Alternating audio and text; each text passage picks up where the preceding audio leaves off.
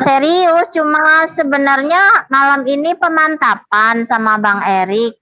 Karena kan aku minta dibimbing syahadatnya sama Bang Erik, tapi Bang Eriknya lagi ada masalah di kantor. Tuh. Oh gitu. Masya Allah, beneran kan Bang? Udah syahadat sama ini. Tadi malam kan latihan dulu sama Bang Don. Iya, saya masih ingat beberapa malam yang lalu, sepekan yang lalu kita masih dialog, masih debat kita ya. Iya.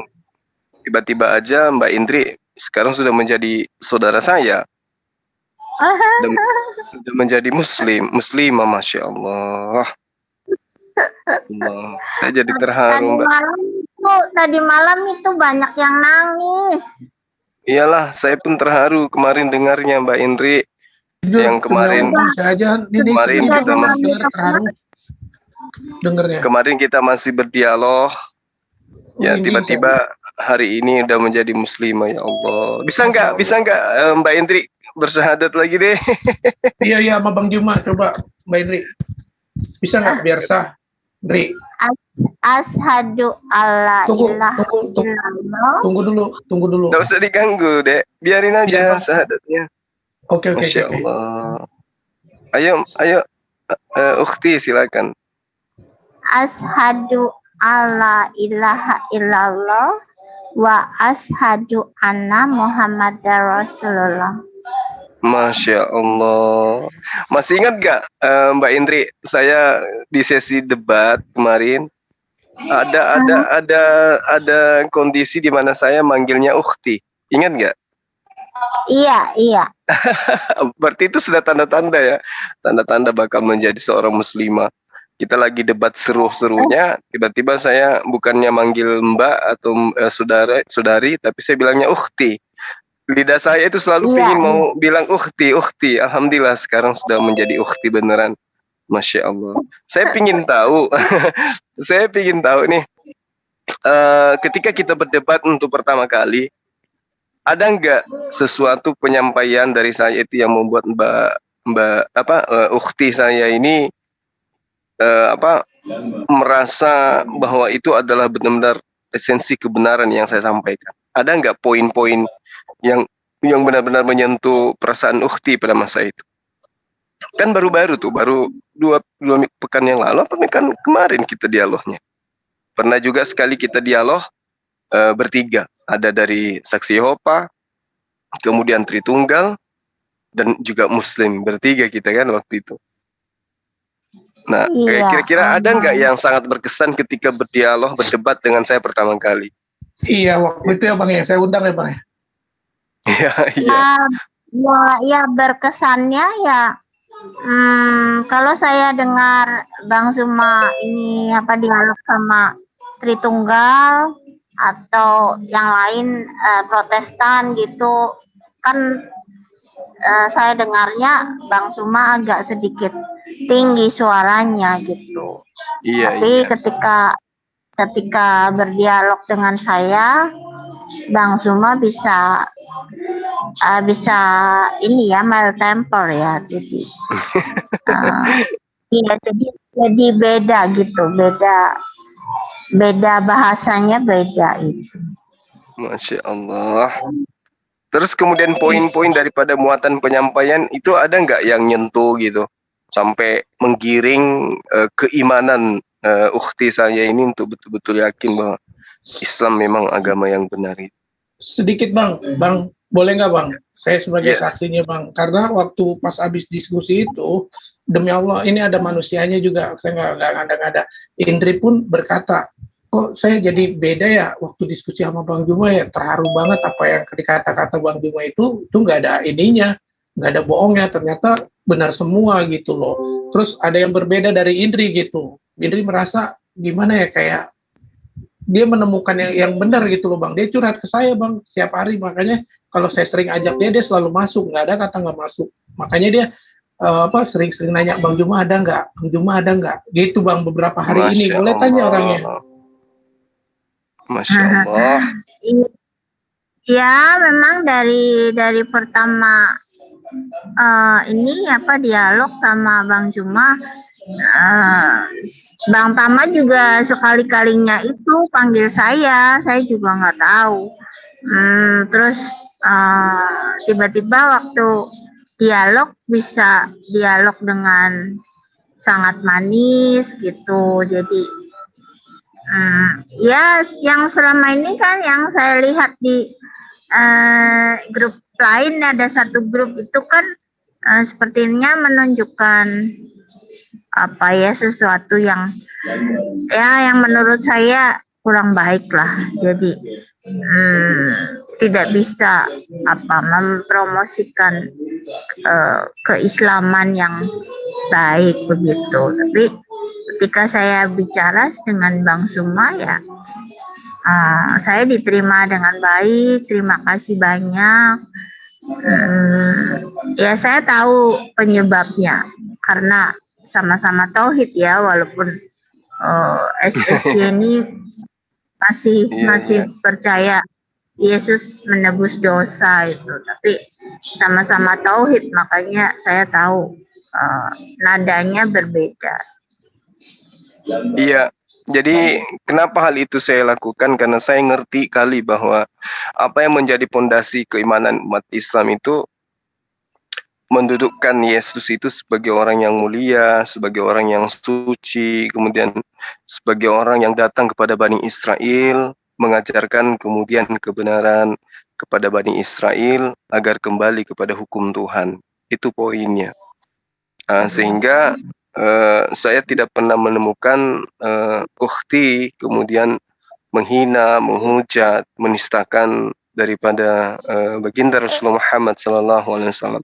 Jadi sebenarnya selama ini yang saya lakukan itu adalah hasil dari bentukan teman-teman debater Kristen yang acap kali, kemudian isi daripada debatnya itu mengajak kepada hujat-hujatan, maki-makian dan seterusnya. Itulah yang membentuk saya sehingga saya kadang kasar. Tapi kalau orangnya lembut, orangnya baik, saya melayaninya dengan baik. Karena itu perintah dari Al-Quran. Ya, sesungguhnya Allah menyuruh kamu berlaku adil dan berbuat kebajikan. Itu ada perintahnya di dalam Al-Quranul Karim yang kemudian menjadi dasar pijakan kami untuk menyampaikan kebenaran. Terangkan dalam surah An-Nahl ayat 90. Itu tepatnya. Lalu kemudian Allah juga menerangkan, ya, fala tuti'il kafirina, itu adalah perintah. Maka janganlah taat kepada penyampaian orang-orang kafir. Ya, tetapi hadapilah mereka dengan perlawanan. Ya. Berjuanglah dengan perjuangan yang besar terhadap mereka. Artinya ketika teman-teman yang kufur atau kafir atau yang menutup diri terhadap keislaman datang kemudian untuk mengajarkan sebuah konsep dengan mencaci maki Al-Quran, Allah dan baginda Rasulullah Muhammad SAW, maka kami umat Islam tidak bisa taat dengan pemberitaan mereka. Kita umat Islam itu, maksud saya, tidak boleh mengikuti dan mengiyakan, tetapi kita harus berjuang, kita harus berjihad. Berjuang dalam arti kata meluruskan pemahaman mereka dengan menggunakan dalil Al-Quran dan sesekali mengambil dari kitab-kitab mereka. Ya, tujuannya apa? Bukan untuk mencaci, bukan untuk merendahkan, bukan untuk menghinakan, tetapi untuk menyadarkan mereka. Kira begitu, Ukhti. Terus gimana pandangan keluarga setelah Ukhti jadi mu'alaf? Kalau keluarga sih saya cuma tinggal ayah saja. Ayah saya memang dulu Muslim. Terus dia jadi pendeta sekarang. Dia pendeta Tritunggal. Tapi tentang keimanan sih tidak pernah maksudnya tidak pernah mencampuri urusan, karena kan saya sudah dewasa, sudah menentukan sendiri. Jadi, kemarin dulu juga saya SSC ya sempat sedikit bersih tegang, tapi ya berjalannya waktu saya tidak di ini lagi gitu. Ya, hanya bersih tegang waktu berdiskusi, berdialog aja gitu. Tapi karena tidak ada titik temu, jadi kita mengambil keputusan oke lah kita tidak membicarakan masalah itu lagi gitu. Jadi sendiri-sendiri gitu, walaupun satu atap satu rumah. Saya sekarang nungguin papi saya, dia sudah umur 81. Jadi kami sendiri-sendiri gitu dengan damai di dalam satu atap gitu. Masya Allah. Bang, izin Ya. bentar Bang, Silakan. sedikit Bang. Gurunda, ini kan mau ada apa? Pak Hadi mau bertanya, mau masuk, tapi nggak bisa masuk Bang. Dilanjut. Gimana? Pak Adinya? Ya, Iya, Pak dia mau dokternya bertanya. maksudnya. Iya, Pak Dokter, dia mau bertanya sama Indri sama Bang juga kenapa Indri bisa begini-begini gitu. Barusan dia WA, tapi dia nggak bisa masuk ke sini. Oh, Tertarik ya udah. dia, tertarik mau kemari dia. Ya udah nggak apa-apa. Oke. Sambil kita nunggu Bang Ivan untuk Siap dan Bang, siap siapkan Bang. kopi buat Pak Dokter. Jadi Siap, gini, Ukhti, Ya, memang menjadi seorang mualaf itu tentunya ada beberapa hal yang akan Ukhti hadapi ke depannya. Banyak hal, banyak ujian. Karena itulah kemudian Allah menerangkan bahwa dunia ini adalah ibarat penjara bagi orang-orang mukmin dan surga bagi orang-orang yang ingkar terhadap Allah dan juga Rasulnya. Ya. Nah, oleh karena itulah kemudian pasti akan terasa berat ya di dalam menjalankan syariat Islam.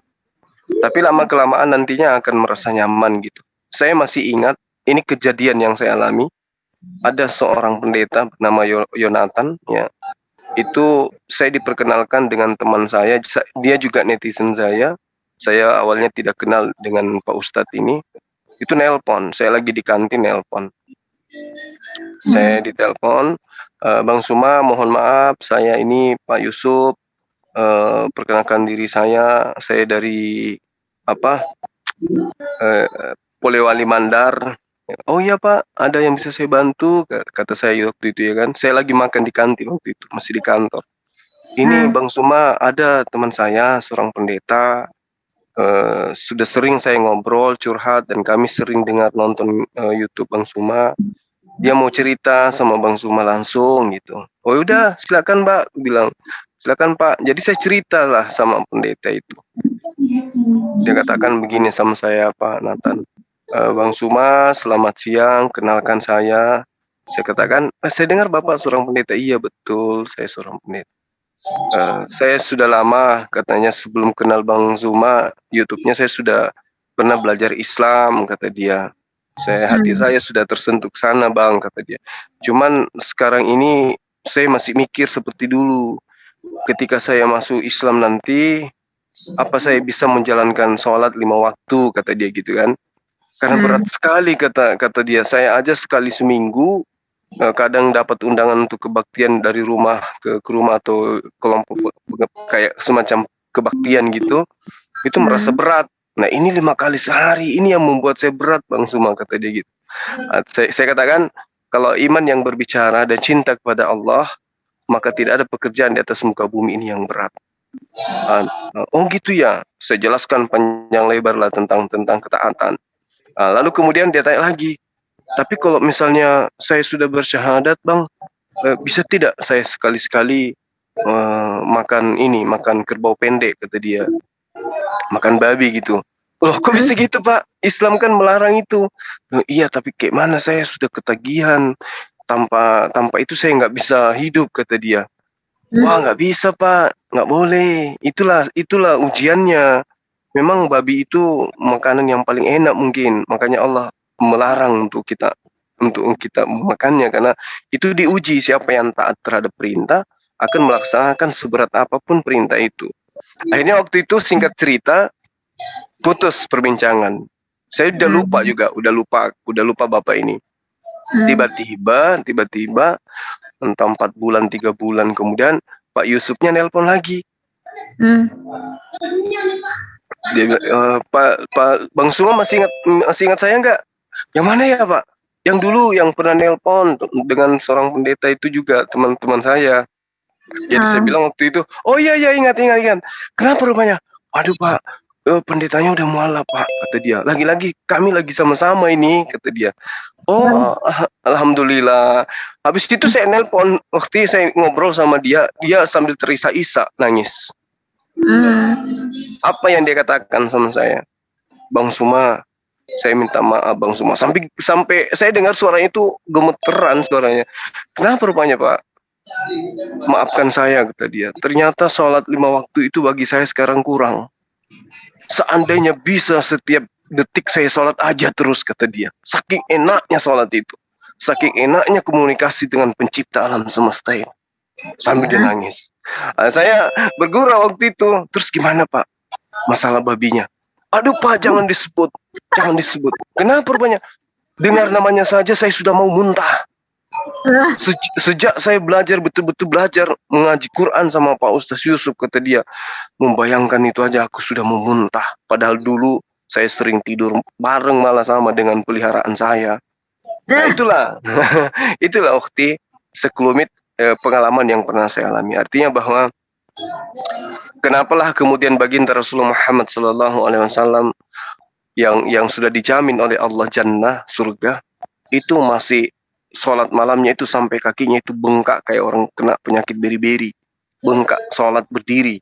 Ketika ditanya oleh para sahabat, kenapa sementara kamu sudah dapat jaminan? Dia mengatakan, tidak ada kenikmatan di atas kenikmatan ketika saya berdialog dengan penciptaku. Itulah yang dikatakan oleh baginda Rasulullah Muhammad SAW. Ya, sehingga mungkin ukhti saya ya nanti akan merasa berat untuk melakukan ibadah, tapi percayalah kalau sudah merasakan nikmatnya iman, insya Allah ya. Itu makanya untuk kemudian kita menguji diri kita ini sebagai orang yang pada level beriman atau hanya sekedar percaya, itu diterangkan di dalam surah Al-Anfal. Bismillahirrahmanirrahim. Innamal mu'minuna alladzina idza dzukirallahu wajilat qulubuhum. Sesungguhnya tanda-tanda orang beriman itu diantaranya adalah ketika orang ini mendengarkan asma Allah disebutkan, nama Allah disebutkan, maka gemetar hati mereka. Itu tanda-tanda orang-orang yang beriman. Artinya kalau kita dari perspektif Islam mendengarkan nama Allah, hati kita bergetar, ya, karena ketakutan kita terhadap dahsyatnya daripada kebesaran daripada Allah itu, maka tidak akan mungkinlah kemudian ada setitik celah di dalam iman ini yang akan membuka diri, ya, iman ini akan membuka diri terhadap Allah nuzul menjadi makhluk, kemudian dia mati terhina di atas tiang salib. Itu tidak akan mungkin, karena mendengarkan namanya saja hati kita bergetar. Ketika kita mendengarkan ayat-ayat suci itu dibacakan, maka bertambah iman kita, semakin taat kita kepada perintah Allah itu. Nah, itulah sedikit masukan dari saya sebagai orang yang berkecimpung di dunia mu'alaf. Kiranya ukhti janganlah merasa berat untuk melakukan ibadah-ibadah yang diwajibkan dalam ajaran agama Islam.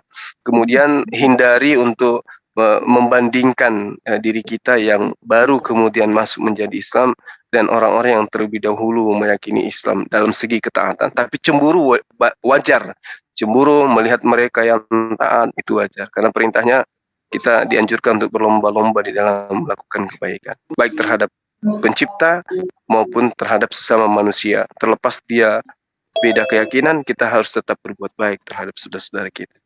Saya kira begitu. Ukhti saya masih nggak percaya ini.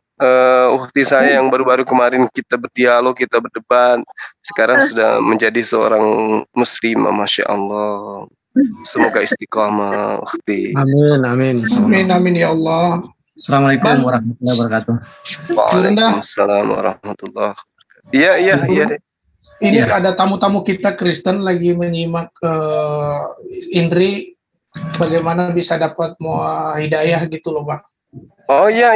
Ada si Son, ada yang mau tadi silakan tuh nanya sama Bang Juma atau Indri, silakan. Oke, sebelum Ibu Indri merespon, insya Allah akan dikawal sama Gurunda Juma dalam memberikan jawaban, karena begini, alhamdulillah kemarin saya salah satu orang yang mengawal Bu Indri untuk Masya Allah. Bersahadat di FDLA, Ibu Indri ada di sini alhamdulillah. Saya pun kemarin mengatakan setelah itu mungkin Ibu Indri lebih efektifnya, lebih resminya untuk belajar dulu, banyak belajar ke narasumber muslim di sini, hindari dunia debat dulu untuk dalam hal apa ya, lebih baik banyak manfaatnya, lebih baik memperdalam dulu belajar Islam lah sedikit-sedikit. Tapi nggak apa-apa kalau memang ini mau dibuka, insya Allah ada Guru Najuma di sini yang mengawal, dan izinkan saya untuk memoderatori hal ini biar tidak melebar, biar tidak liar kemana-mana. Ya Ibu Indri ya. Kita dengar kesiapannya dulu Ibu Indri kalau dia mau menjadi narasumber. Begitu ya Gurunda, karena ini kan malam. Iya. Orang yang dilembutkan hatinya, otomatis kita hindari dia dari narasi-narasi yang membangkitkan emosinya. Insya Allah apapun kalau nanti saya akan mengarahkan ke Gurunda untuk menjawab jika itu memang tidak perlu dijawab oleh Ibu Indri. Ya silakan dibuka dulu hostnya. Silakan apa enunya. Kita sapa dulu siapa ini Bang Hansen tadi ada tadi di JJC. Silakan Bang Jion. Kabar baik semua. Kabar baik semua. Salam kenal. Iya, salam kenal Bang. Ini mohon. Panggil saya Anson je Pak. Anson, ANSON. Ya. Ya, si Son lah, si Son. Boleh juga.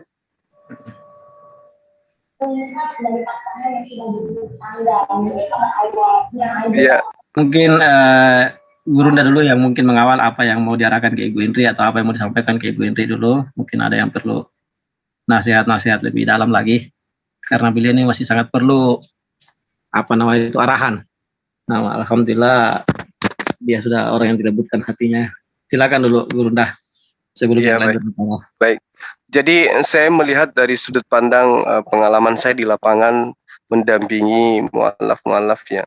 Kebetulan alhamdulillah saya dipercayakan sebagai ketua Yayasan Makassar Mu'alaf Center Indonesia dan juga sebagai ketua MCI ya, Mu'alaf Center Indonesia, ketua di Sulawesi Selatan dan juga ketua wilayah YPM At-Tauhid. Jadi ada 3 organisasi mu'alaf yang saya ditunjuk diamanahkan untuk menjadi nahkoda di situ. Nah, terkait dengan teman-teman mu'alaf, itu biasanya banyak di antara mereka ketika ditanya, kenapa kemudian Anda lebih memilih Islam? Kebanyakan dari mereka itu mengatakan bahwa hampir semua pertanyaan saya yang terkait dengan akidah, kepercayaan, termasuk juga tentang Bible dan termasuk tentang kitab suci, itu bisa dijawab oleh Al-Quran.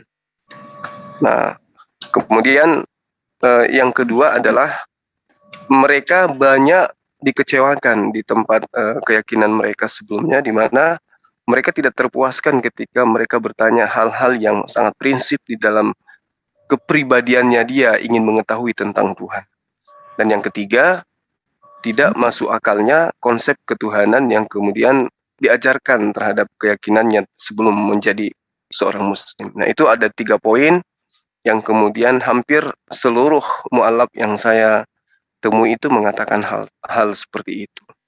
Nah, mungkin Ukhti Indri juga mengalami hal yang sama. Bahwasanya setelah beliau dari Tritunggal, kemudian merasa di sana itu antara pemahaman konsep akidahnya bertolak belakang dengan akalnya, kemudian lari ke Saksi Yehova. Sampai di sana di Saksi Yehova juga mendapatkan sisi kebenaran, tapi mungkin merasa semuh di sana karena tidak berlandas terhadap titik terang yang kemudian menjadi misi kedatangan sosok Nabi yang datang kepada Bani Israel. Sehingga tumpuan dan sentralisasi daripada perjalanan pencarian imannya menuju kepada Islam. Dan insya Allah di sana dia akan istiqamah. Saya kira begitu sebagai pengantar dari saya. Silakan yang lain. Silakan yang resen ada yang mau bertanya? Gak apa-apa, kita buka ruang. Tuh. Siapa ada Pak? Siapa silakan? Mana si Som tadi? Ibu Indri, mungkin ada yang mau disampaikan Ibu Indri, silakan.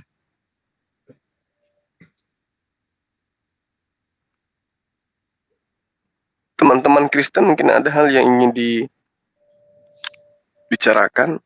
Teman saya yang Jadi dari begini Gurunda, mereka tadi menyampaikan ke saya lah, mereka kemarin mau mendengar bahwa bagaimana kesaksiannya Bu Indri bisa kembali ke bisa mendapat hidayah ke Muslim gitu, dan mereka juga mau sekaligus ada Bang Ones yang siap mau diskusi sama Abang nanti setelah ini gitu loh Bang. Oke, silakan aja bertanya kepada Ukhti Indri ada di sini. Jadi Ukhti itu artinya saudari perempuanku. Jadi kalau saya mengatakan silakan bertanya kepada Ukhti Indri, silakan bertanya kepada saudara perempuanku Indri gitu. Assalamualaikum warahmatullahi wabarakatuh. Open mic silakan. Waalaikumsalam warahmatullahi wabarakatuh. Ones, kamu mau bertanya sama Gurunda Juma Pak Indri, silakan. Tadi kan kamu bilang jam 11 ini mau masuk. Nah, sekarang kamu udah ada di sini, kamu mau bertanya apa silakan. Oke, sebelum Sison dulu kita, Ibu Indri sudah buka mic. Silakan Ibu Indri. Assalamualaikum warahmatullahi wabarakatuh. Waalaikumsalam warahmatullahi wabarakatuh. Alhamdulillah. Gimana? Alhamdulillah. Semoga tetap semakin berbahagia setelah dilembutkan hatinya. Ya, mungkin ada yang mau disampaikan dulu. Ini sebenarnya bukan masalah kesaksiannya, setidaknya memberikan gambaran lah, karena katanya tadi ada yang mau mendengar apakah Ibu Indri betul-betul sudah mualaf. Makanya silakan disampaikan di sini. Iya, sebenarnya tidak terlalu signifikan juga yang membuat saya jadi mualaf, tetapi sesuatu yang penting bahwa saya mendengar bahwa Islam ini ada sejak Nabi Adam. Nah, saya memang mencari recording in progress. Memang saya Recording mencari stopped. ketika saya menemukan YHWH sebagai Tuhan Abraham, Ishak, Yakub dan Musa, tetapi Abraham itu ada waktu tertentu ketika dia mengetahui bahwa Tuhan pencipta langit dan bumi itu YHWH. Nah, sehingga waktu itu kita bisa melihat dari data tahun 1445 sebelum Masehi, Musa menulis Keluaran 3 ayat 15 ditemukan nama YHWH di sana. Sedangkan di awal penulisan Torah oleh Musa dalam Kejadian 1 ayat 1 itu dikatakan di sana hanya menyebut bara Elohim, dan di Kejadian 6 ayat Keluaran 6 ayat 2 disebutkan bahwa Tuhan pencipta langit dan bumi, Elohim, belum menyatakan namanya dengan nama YHWH. Sehingga ketika saya mendengar bahwa Islam ini ada sebelum Islam ini ada sejak zaman Adam. Nah, kemudian saya cross check waktu Yesus masih berumur 12 tahun, dia pergi ke Yerusalem, dia duduk di Bait Suci, dia bertemu dengan alim ulama. Sedangkan zaman Yesus hidup itu kira-kira Yesus umur 12 tahun, berarti kalau dia lahir 2 Masehi tambah 12 berarti kira-kira tahun 10 Masehi Yesus itu berumur 12 tahun. Dan di Bait Suci di mana Yesus itu melakukan tanya jawab kepada orang-orang di sana, itu di dalam Injil sudah disebutkan alim ulama. Nah, ketika disebut alim ulama di sana, sedangkan tahun 10 Masehi itu Nabi Muhammad itu belum lahir. Dan tentu jarak waktunya ini sangat panjang ya, ratusan tahun. Kemudian saya berpikir, kenapa ada alim ulama di sana? Jadi kapan Islamnya ada gitu? Saya sendiri memang awalnya tidak percaya bahwa Yesus ini, Nabi Isa ini Islam. Tapi ketika saya melihat ayat itu, ketika Yesus umur 12 tahun, dia berdialog dengan alim ulama. Sedangkan di masa sekarang saya hidup itu, alim ulama tentu Islam. Tapi Islam tidak pernah tersebut, tidak pernah disebutkan dalam Injil gitu.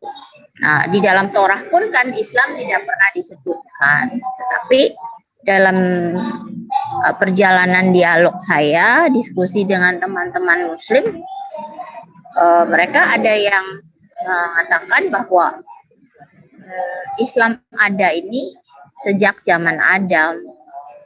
Nah, jadi jalan satu-satunya untuk saya mengerti lebih dalam tentang keislaman ini sudah pasti seperti pengalaman saya yang lalu ketika saya pengen mengerti ajaran Saksi Yehova, saya masuk di dalam Saksi Yehova, maka saya belajar selama 5 tahun dan baptis, maka saya selama 11 tahun sampai sekarang saya mendapatkan banyak pengetahuan tentang Saksi Yehova. Kemudian tadi malam saya bersahadat, saya sangat ingin sekali mengerti bahwa Islam itu ada sejak zaman Adam gitu. Jadi saya masih mencari terus dan mencari tanpa mempengaruhi siapapun ya. Ini untuk keimanan saya pribadi. Maka saya memutuskan untuk menjadi mu'alaf dan bersahadat. Memang tadi malam itu memang rasa berat sekali itu saya untuk mengucapkan syahadat gitu. Memang rasa berat itu ada, dan ketika saya memaksa diri saya sendiri untuk bersahadat tadi malam, kira-kira pukul 3 atau setengah 4 ya, saya lupa. Ya, itu saya merasa saya selama ini saya sehat-sehat dan saya fine-fine aja, kesehatan saya prima, saya tidak pernah sakit kaki, saya tidak pernah sakit kepala. Dulu memang saya pernah alami waktu saya kuliah di Surabaya, saya sering sakit kepala, tapi setelah saya dari Tritunggal saya masuk SSC, sakit kepala, sakit-sakit semua sudah hilang semua. Nah, ini tadi malam mungkin karena bertentangan dengan hati saya, pikiran saya memaksa harus saya mu'alaf, tapi hati saya ini masih ini ya bimbang. Jadi saya paksakan aja hati saya yang dipaksa oleh pola pikir saya gitu. Jadi saya paksa diri saya sendiri untuk melangkah menjadi mu'alaf gitu. Nah, ini memang saya merasa sakit kepala luar biasa tadi malam itu. Kepala rasanya udah mau pecah. Dan saya kemarin sebelum saya syahadat, saya sudah melangkah mengambil puasa ya hari Senin. Dan memang saya buka sore setelah azan maghrib, itu saya berbuka puasa. Saya juga tidak berpikir bahwa malamnya saya mau jadi mu'alaf, tapi saya puasa aja. Puasa aja, saya sudah mulai puasa, malam saya paksakan hati saya kalahkan dengan pola pikir saya harus syahadat.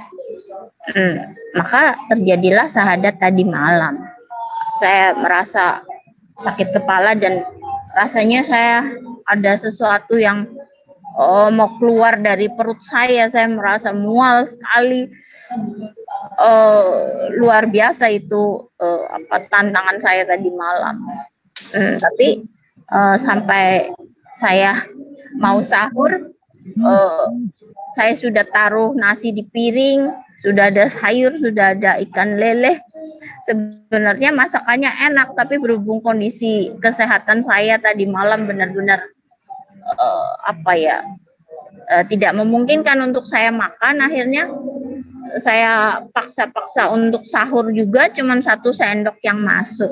Tetapi alhamdulillahnya tadi pagi saya sampai sore saya berhasil untuk melaksanakan ibadah puasa yang hari kedua ya sejak kemarin lusa itu.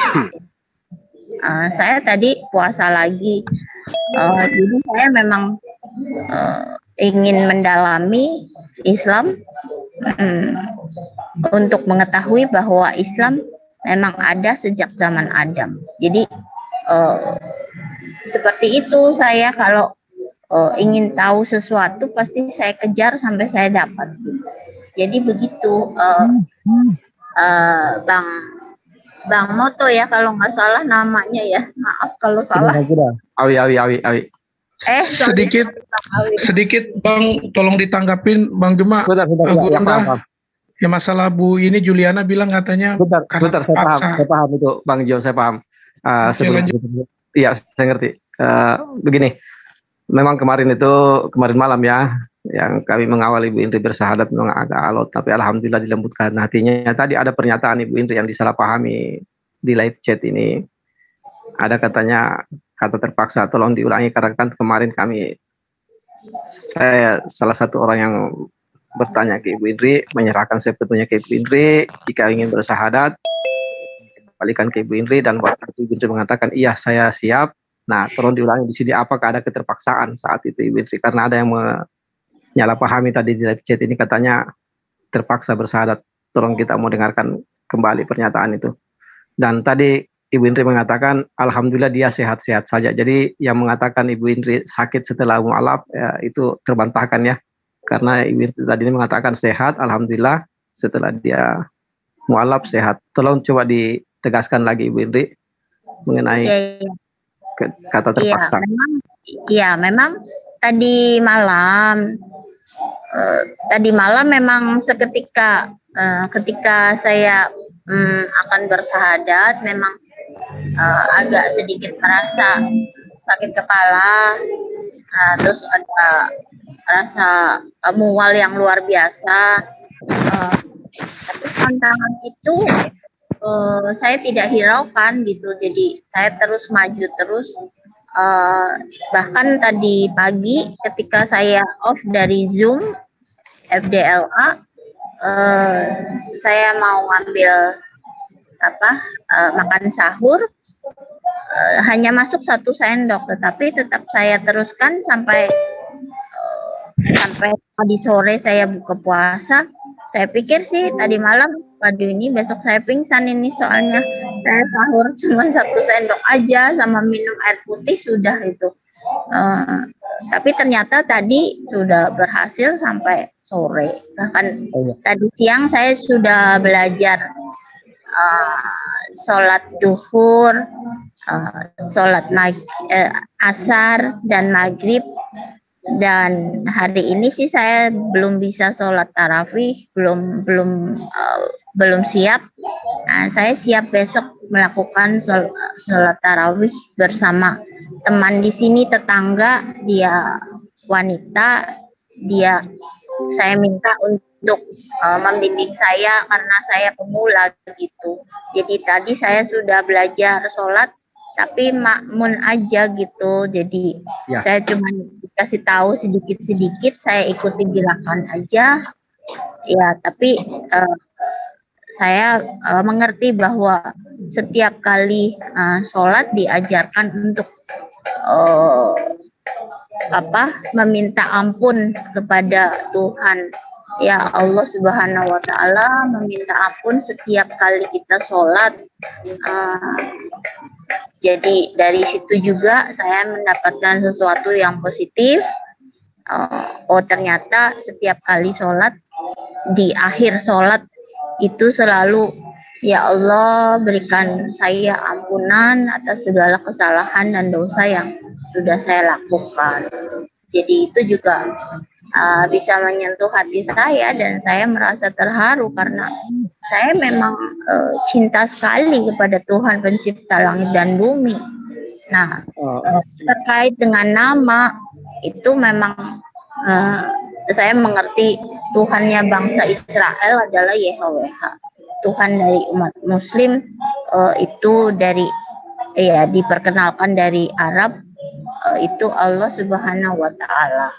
Dan saya pernah berdialog dengan Pak Erik, selalu sering saya berdialog dengan Pak Erik lama.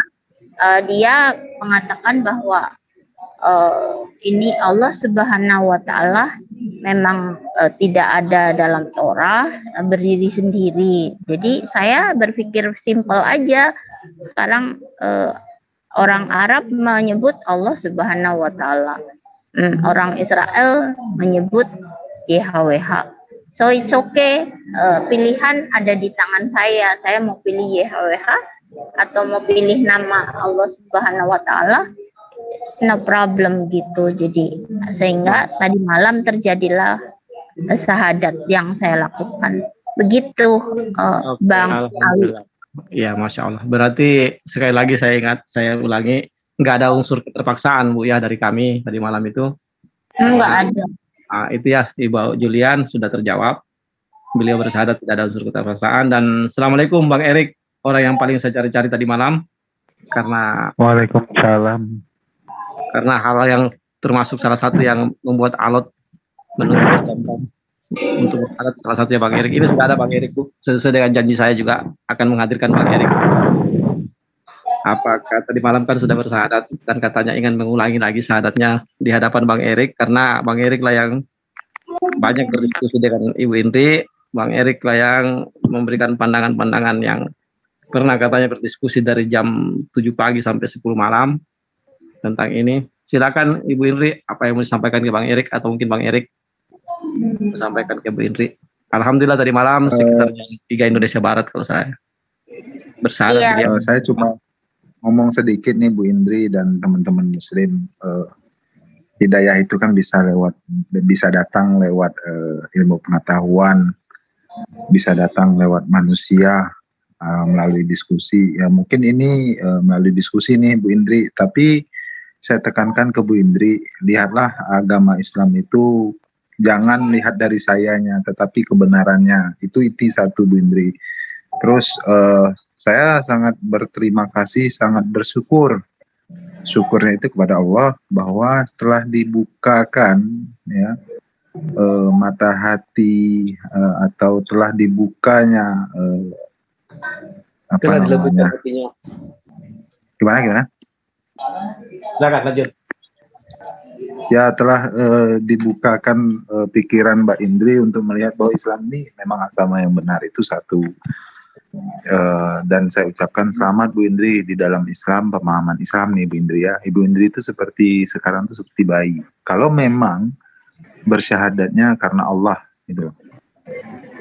Ibu Indri itu istilah bilang kalau kayak HP itu mode reset. Mode reset itu ya dari nol lagi. Kayak SPBU itu kita mulai dari nol ya Bang. Itu SPBU tuh. Nah, di dalam Islam itu ya benar, di dalam Islam itu dosa ibu itu seperti nol kembali Bu. Itu. Jadi di pemahaman Islam itu. Jadi kalau keagamaan Islam saya masih sangat kurang. Teman-teman di sini masih banyak yang paham tentang itu.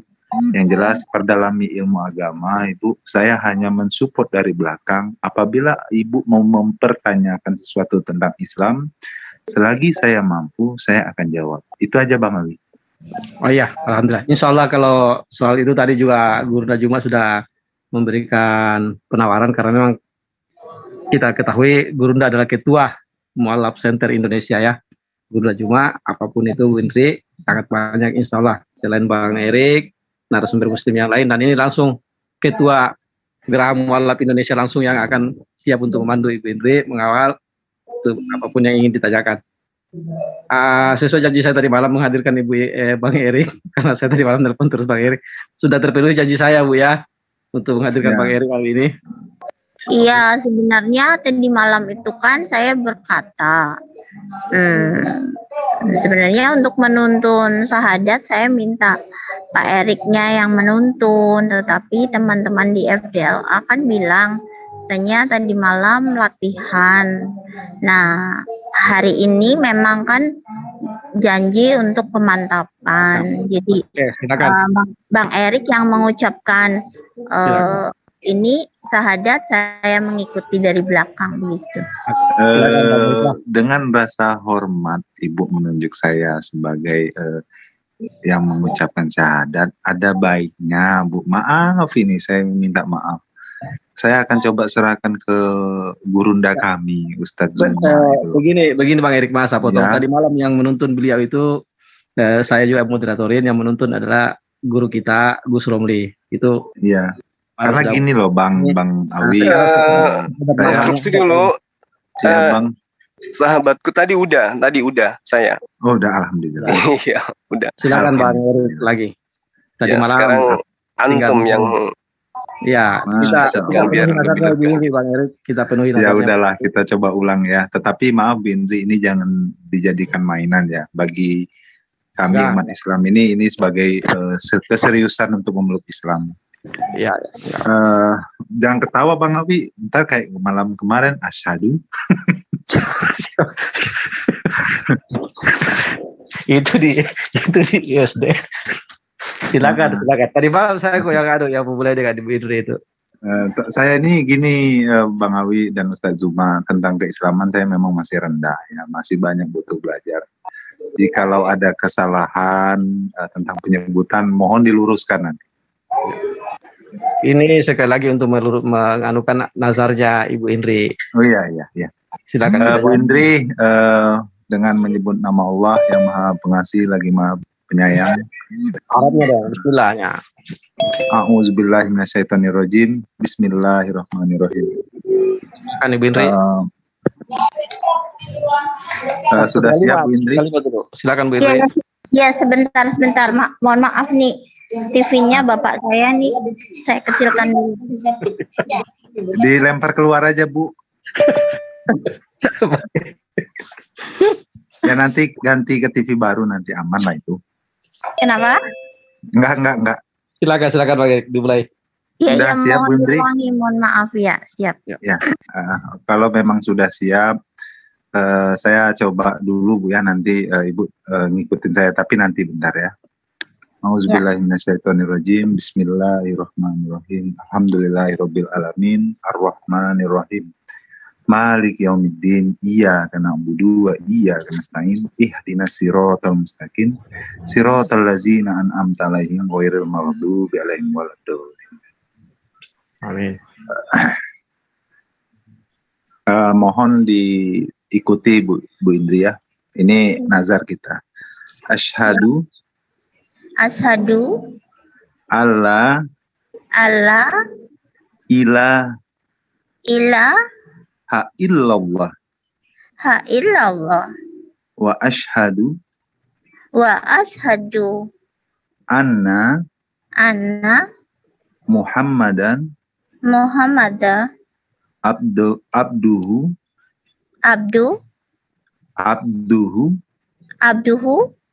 wa rasuluh. Artinya, silakan Bang Erik. Apa ya? Saya bersaksi tiada Tuhan selain Allah, dan aku bersaksi bahwa Nabi Muhammad utusan Allah. Alhamdulillah rabbil alamin. Alhamdulillah, masya Allah. Amin. Alhamdulillah. Sudah. Dinda boleh nggak saya dikasih izin sejenak untuk menjelaskan sedikit terkait dengan kata Elohim atau Yahweh ini? Ya, silakan Gurunda. Silakan. Boleh ya, Ukti? Boleh ya? Iya, silakan Gurunda. Baik. Bismillahirrahmanirrahim. Ketika kita berbicara mengenai nabi-nabi Allah, maka Al-Quran yang diwahyukan oleh Allah kepada baginda Rasulullah Muhammad SAW itu juga mengabarkan tentang adanya kitab yang diwahyukan kepada Nabi Musa alaihissalam. Di mana kitab ini kemudian di dalam Islam dan juga di dalam ajaran Kristen itu disebut dengan kitab Taurat. Nah, Al-Quran berbicara tentang kitab Taurat. Artinya, ketika berbicara mengenai kitab Taurat, juga tidak terlepas Allah menceritakan tentang kaum di mana kitab Taurat itu diwahyukan.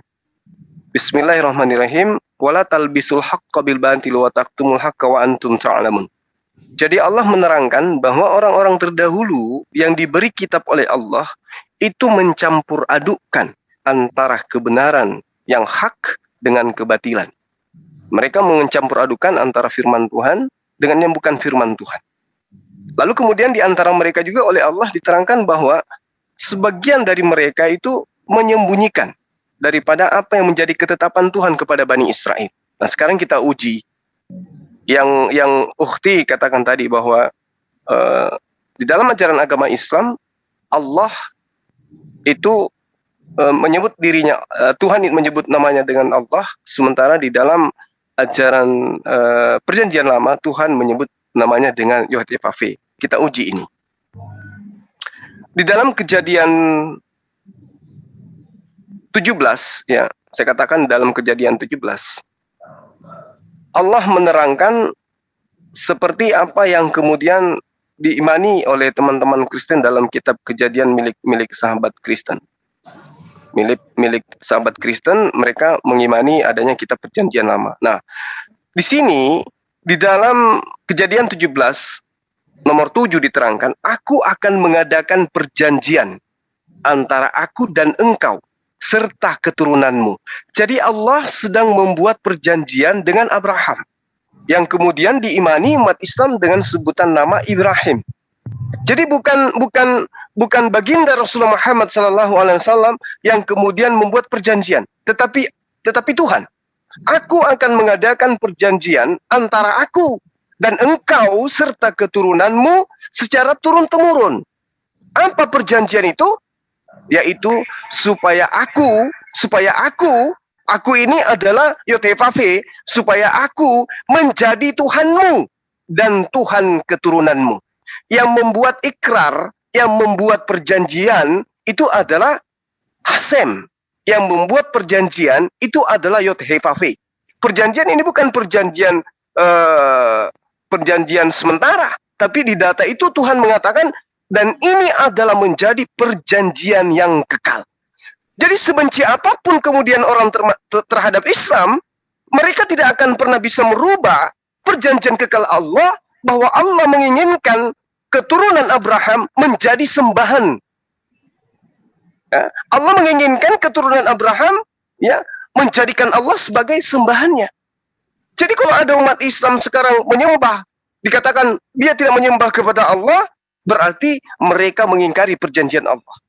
Aku akan menjadi Tuhanmu, wahai Abraham, Tuhan anak-anakmu, wahai Abraham, Tuhan keturunanmu, secara turun-temurun. Jadi Tuhannya umat Islam itu mau disebut Ar-Rahman, Ar-Rahim, atau apapun itu kemudian tetap dia merujuk kepada Hasem, yang mereka sebut Hasem. Nah sekarang kita uji. Apakah betul Hasem itu, apakah betul Yod-Heh-Vav-He itu adalah nama pribadi daripada Tuhan? Atau Yod-Heh-Vav-He itu Tuhan? Nah, tolong dicerna ini, apakah betul manusia itu adalah nama Zulkifli Abbas, atau Zulkifli Abbas itu adalah manusia? Jadi gini, Zulkifli Abbas adalah nama pribadi, tapi hakikat daripada Zulkifli Abbas adalah manusia. Jadi manusia belum tentu Zulkifli Abbas. Zulkifli Abbas sudah pasti adalah manusia. Bisa dipahami ya? Nah, sekarang kita masuk ke dalam kata Yod-Heh-Vav-He. Allah menerangkan begini. Ya, di dalam Keluaran 6 nomor 7.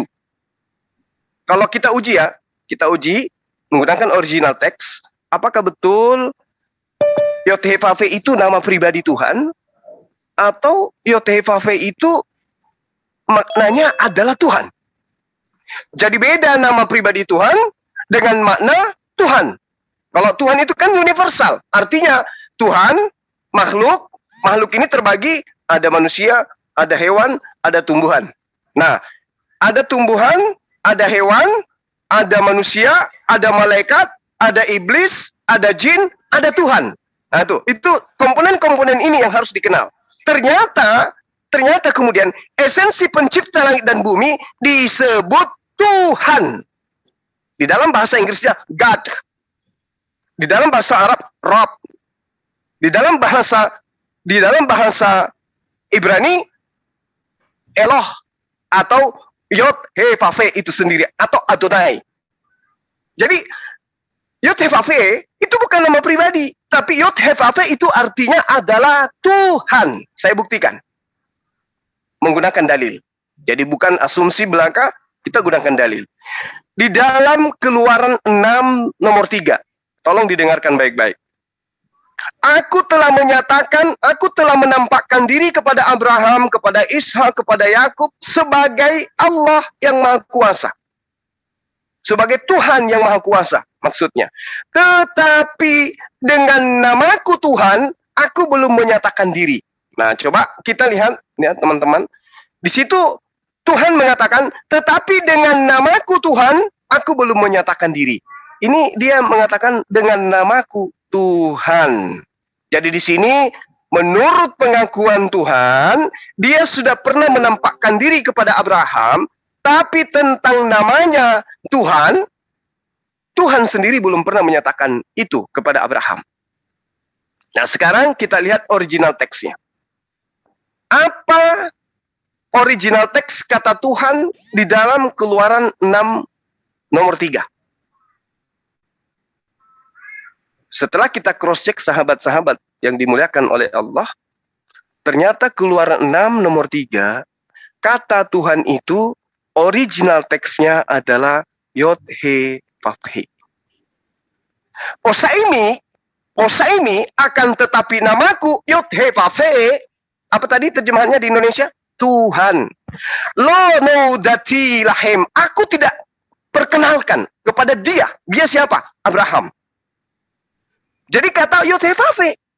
Tetapi atas namaku Yod-Heh-Vav-He, Tuhan, lo nudati lahem. Aku tidak menyatakannya kepada dia, kepada Abraham. Nah, sekarang kita cross check. Apakah betul Tuhan tidak pernah menyatakan kata Yod-Heh-Vav-He kepada Abraham? Ini untuk membuktikan bahwa benarkah Yod-Heh-Vav-He itu adalah nama pribadi. Yod-Heh-Vav-He kata di dalam Keluaran 6 nomor 3 adalah Tuhan. Nah, sekarang kita lihat di dalam Kejadian 22 nomor 14 atau Kejadian 22 nomor 13 atau nomor 14, supaya kita lihat bagaimana kemudian Tuhan itu menyatakan diri kepada Abraham dengan menggunakan kata Yod-Heh-Vav-He. Nah, di sini kita lihat sahabat-sahabat yang punya Bible, tolong dibuka Kejadian 22 nomor 14. Dan Abraham menamai tempat itu Tuhan menyediakan. Berarti Abraham sudah tahu. Dan Abraham menamai tempat itu Tuhan menyediakan. Sebab itu sampai sekarang dikatakan orang, di atas gunung Tuhan akan disediakan. Sahabat yang dimuliakan oleh Allah. Tadi di Keluaran 6, tentang namaku Yod-Heh-Vav-He, aku tidak nyatakan kepada Abraham. Tapi di Kejadian 22 nomor 14, ternyata dia katakan, Abraham justru menamai tempat itu dengan nama Yod-Heh-Vav-He. Jadi, yang dimaksud nama Allah di situ bukan Yod-Heh-Vav-He sebagai nama pribadi. Ini mudah-mudahan bisa dipahami. Tuhan mengatakan bahwa Hayom di sini maksudnya di hari ini, Hayom di hari ini, behar yotefafe ya raeh. Itu poin yang kemudian yang harus diketahui. Oh, ketika Tuhan mengatakan kepada Abraham, kepada Musa, wahai Musa, aku menyatakan diri kepada Abraham, kepada Ishak, kepada Yakub, tapi aku belum pernah memperkenalkan namaku yang adalah Tuhan kepada Abraham. Nah, kalau Tuhan di sini, nama Tuhan di sini adalah Yotefafe, alhamdulillah, ternyata Abraham sudah mengenal kata Yotefafe itu. Artinya, Yotefafe itu artinya apa? Tuhan. Bahkan kemudian kalau kita lebih jauh menelaah di dalam kitab Kejadian 4 nomor 1, di situ justru Tuhan juga sudah menyatakan namanya sebagai Tuhan kepada Hawa. Coba Anda lihat di dalam Kejadian 4 nomor 1. Tuhan bukan cuma kepada Abraham, bahkan kepada Hawa pun Tuhan sudah menyatakan dirinya sebagai Tuhan. Jadi Yotefafe itu artinya Tuhan. Penyeimbangnya adalah makhluk.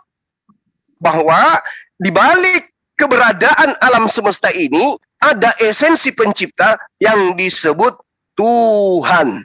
Nah, pertanyaannya, siapakah nama pribadi Tuhan? Maka muncul kemudian innani anallah la ilaha illa ana. Itu.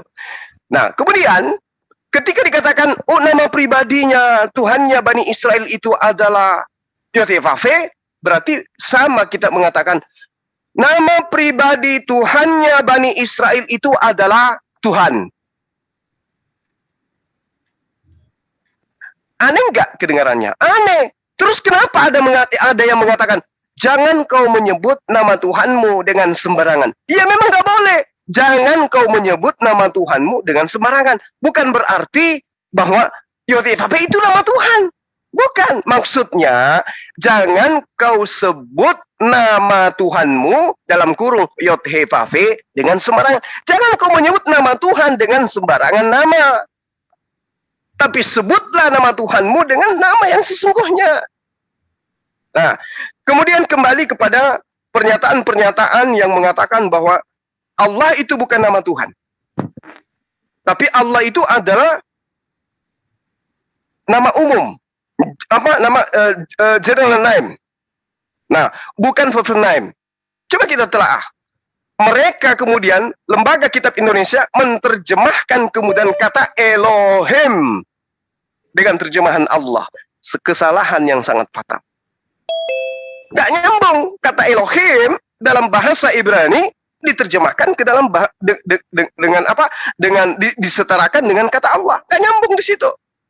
Kenapa saya katakan tidak nyambung? Di dalam pembelajaran linguistik Ibrani, kita mengenal huruf-huruf dan tanda-tanda nikut. Nah, kata Elohim itu terdiri dari dua kata, Elah dan Yim. Elah artinya sesembahan, lalu kemudian Yim itu artinya ada jamak maskulin dalam bahasa Ibrani. Lalu kemudian, ketika Elah dalam bahasa Arab, itu dia padanan katanya adalah ilah. Sementara ilah sendiri adalah artinya sesembahan. Nah, Yim di dalam bahasa Arab itu jamak maskulin. Jadi Elohim dalam tataran bahasa Arab itu disebut dengan sebutan ilahun, bukan Allah. Ini yang perlu dipahami. Orang-orang teman-teman Kristen kemudian, oh tidak, kami menggunakan kata Allah di dalam terjemahan bahasa Indonesia itu dikarenakan berasal dari padanan kata Elohim. Keliru, sangat keliru. Elohim dalam bahasa Arabnya itu adalah ilahun, Tuhan-Tuhan atau sembahan-sembahan. Nah, sementara kata Allah itu adalah nama pribadi Allah. Itu nama pribadi Tuhan yang belum diperkenalkan kepada siapapun. Aku tidak memperkenalkan. Makanya kepada Musa ketika ditanya, wahai Tuhan, Yotefafe, apa yang aku katakan kepada mereka ketika dia tanya, siapa yang mengutus aku kepada mereka? Apa kata Allah di situ? Katakan kepada mereka yang mengutus engkau adalah aku. Mana nama Tuhannya di situ? Nggak ada, belum. Nanti diperkenalkan kepada baginda Rasulullah Muhammad sallallahu alaihi wasallam. Tetapi dalam bahasa Semitik, ya bahasa Ibrani, bahasa Aramaik, lalu kemudian bahasa Arab, itu kata Allah itu sebenarnya sudah diperkenalkan dari sejak zaman dahulu. Hanya saja, sekali lagi saya katakan hanya saja, kalau kita menitik dari sejarah, bagaimana kemudian kitab Taurat, tidak ada jaminan Allah untuk menjaganya. Kemudian bagaimana kemudian Injil yang diajarkan oleh Allah kepada Nabi Isa, tidak ada jaminan untuk menjaganya. Bahkan di dalam Bible, terjemahan lama, terjemahan baru, tentang indikasi perubahan-perubahan firman Tuhan kelak oleh Bani Israel, bangsa Tegar Tengku, itu sudah sangat nyata, dalilnya terlalu banyak. Bahkan di kitab terakhir, di kitabnya sahabat Kristen, di dalam kitab Wahyu 22 ya, kalau saya nggak salah ingat, di situ diterangkan barang siapa yang menambahkan perkataan-perkataan di dalam kitab ini atau yang mengurangi perkataan-perkataan, artinya bahwa ada indikasi akan dirubahnya kitab-kitab terdahulu. Maka kemudian nama Tuhan pun ikut-ikutan berubah. Itu yang perlu saya terangkan kepada ukhti saya ya. Sehingga ketika dikatakan nama Tuhan Bani Israel itu adalah Yotevave. Yotevave itu artinya apa? Yotevave itu artinya Tuhan. Huruf besar artinya Tuhan. Nah, Tuhan ini maksudnya pencipta. Khalik, pemilik alam semesta. Itulah dia, namanya Tuhan. Tapi tentang nama pribadinya belum dinyatakan kepada Abraham. Nah, jadi kalau dikatakan Yotevave, ya itu setara dengan Rab, Tuhan. Namun kemudian beberapa rabi dari Bani Israel itu menerjemahkan Yotevave dengan kata Allah, mensejajarkan, ya, mensejajarkan, menyetarakan, kemudian mentranslate nama Yotevave itu dengan menggunakan kata Allah. Segera begitu, ukhti, sekedar untuk masukan bahwa umat Islam tidak akan pernah kemudian kehilangan obor terkait dengan penamaan pencipta langit dan bumi.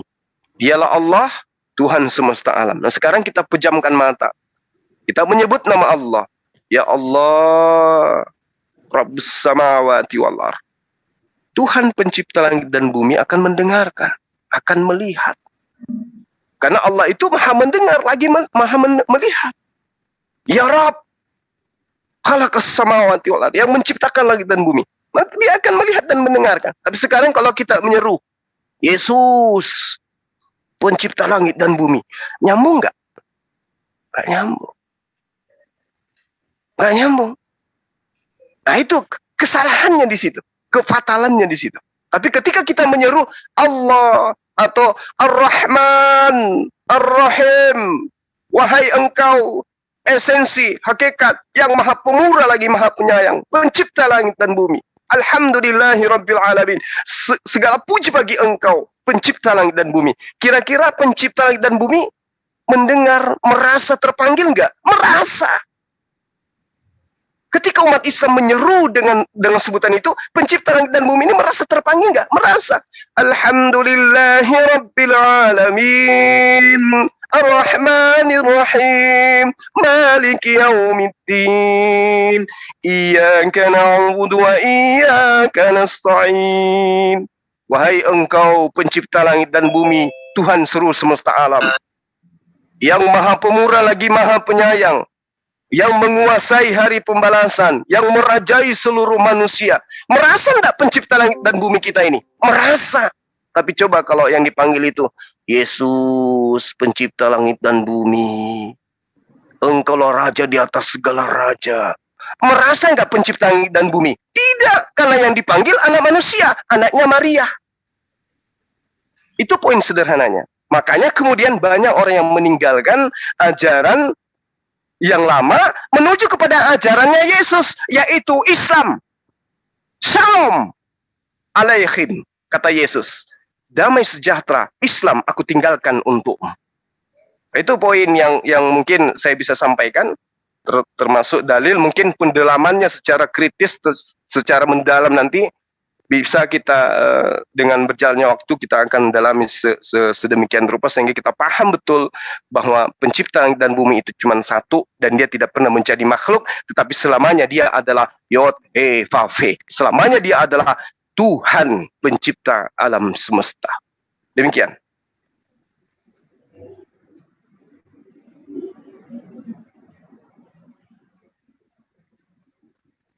Oke, terima kasih Kakanda saya.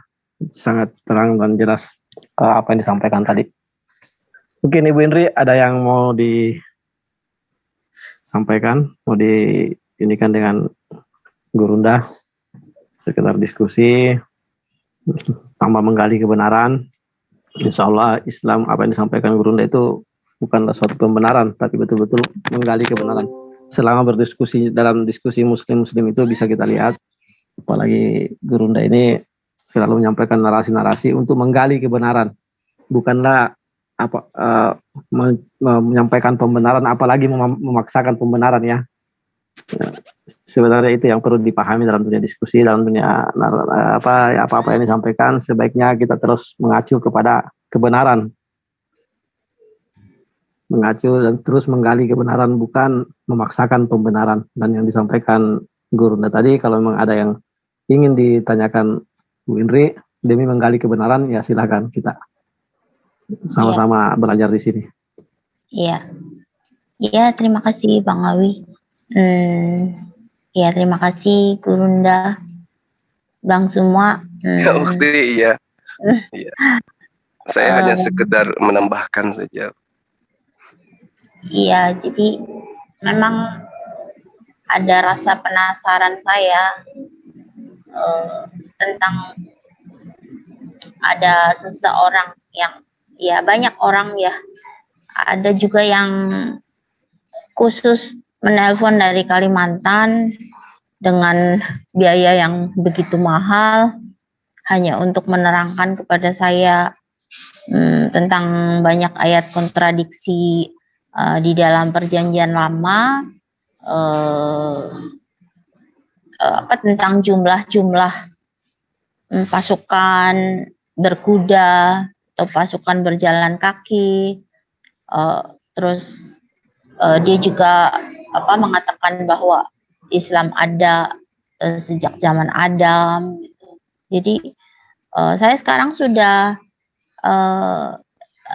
tidak peduli lagi Yod He Vav He atau Allah Subhanahu wa Ta'ala, karena saya memang sedang fokus terhadap Islam yang ada sejak Adam, dan disebutkan bahwa Adam alaihissalam, Nuh alaihissalam, semua nabi-nabi itu beragama Islam sampai kepada Yesus Kristus, sampai kepada Nabi Isa.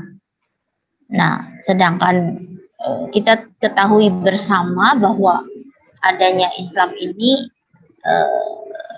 tahun 610 Masehi. Nah, ketika saya juga berpikir bahwa di dalam Perjanjian Baru disebutkan waktu Yesus berumur 12 tahun dia sudah berdialog dengan alim ulama. Nah, berarti di sana ada rekam jejak bahwa alim ulama yang saya kenal sekarang dia kan Islam pasti.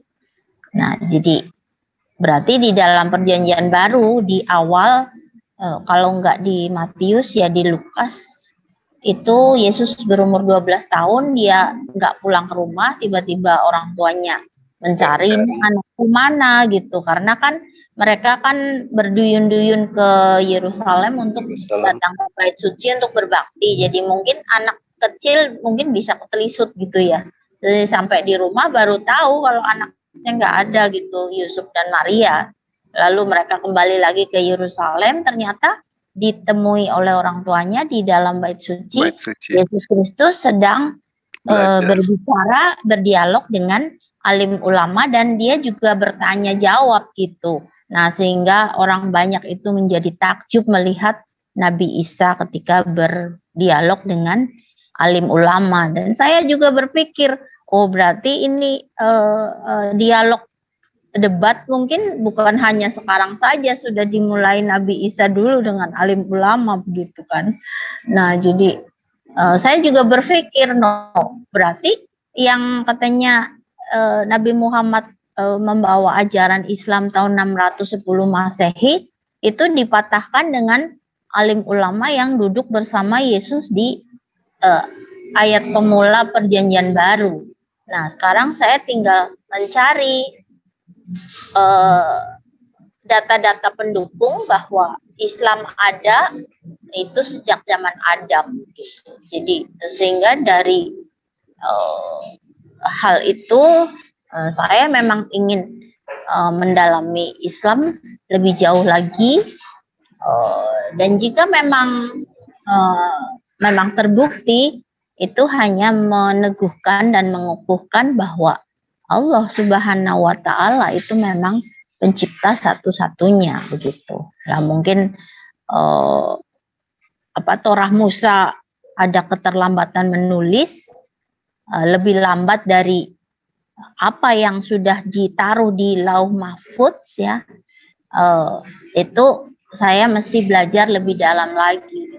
Makanya saya tadi siang juga sudah mempraktekkan. Sebenarnya 2 hari lalu saya sudah mulai berpuasa, ya walaupun tantangannya ada tapi saya maju terus.